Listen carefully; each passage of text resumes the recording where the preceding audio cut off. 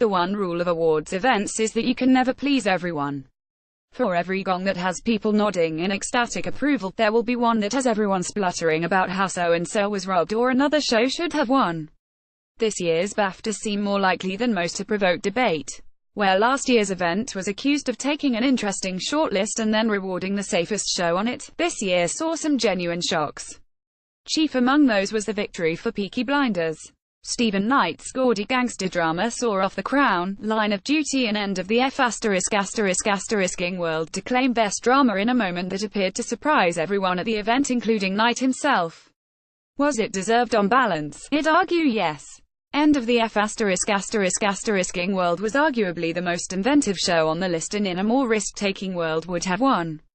The meticulously written Line of Duty always thrills, and the elegant, expensive The Crown remains sleekly seductive. But Peaky Blinders has always had ambition and swagger to spare, and never more so than in this fourth series, which saw Adrian Brody chewing the scenery into tiny pieces as an American gangster set on bringing retribution to 1920s Birmingham.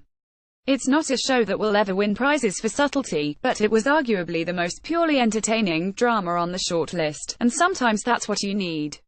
That said, Peaky Blinders' victory will have come as a blow to Netflix, which had high hopes of landing its first BAFTA with its drama of royal intrigue.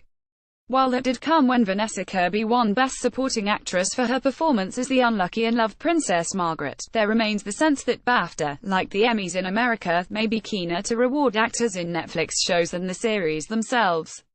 There was the sense, too, that, regardless of shocks on the night, the shortlists had already weighted things in favor of the BBC in particular. 2 categories: single documentary won by Rio Ferdinand, Being Mum and Dad, and specialist factual, in which Basquiat, Rage to Riches, surprisingly beat the juggernaut that is Blue Planet. 2 had shortlists composed entirely of BBC programmes, with Channel 4's touching and informative Epidemic a particularly notable omission. It was a bad year for diversity, too, with few BAME actors nominated and no awards won, a step backward from last year where Adil Akhtar and Wunmi Mosaku were both victors.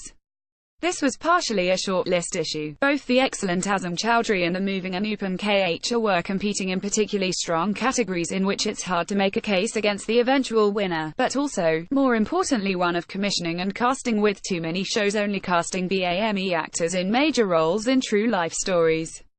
The most welcome victory of the night saw Sean Bean winning for Broken, a series that really should have had a Best Drama nomination. Bean's performance as a priest grappling with both his faith and his role in a changing community was quietly devastating, a piece of acting that needed no pyrotechnics to make you feel the force of his pain. Understated Power, Molly Windsor Center won BAFTA's Leading Actress award for 3 girls. Photograph, Parisa Tauhizada, BBC, Parisa Tauhizada. A similar piece of understated power saw Molly Windsor take home the Leading Actress award for 3 girls. This could be called a shock, but in fact BAFTA has form in rewarding relatively unknown actors in this slot. Georgina Campbell beat of a host of bigger names for Murdered by My Boyfriend in 2015, and Windsor's confident handling of difficult material was worthy of recognition.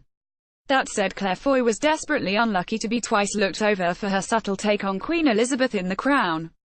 Elsewhere, Brian F. O'Byrne, Heartbreaking and Little Boy Blue, beat Adrian Dunbar, consistently the best thing in Line of Duty, to win Best Supporting Actor, and Toby Jones was rightly rewarded for his lovely turn as the bemused Lance in Detectorists.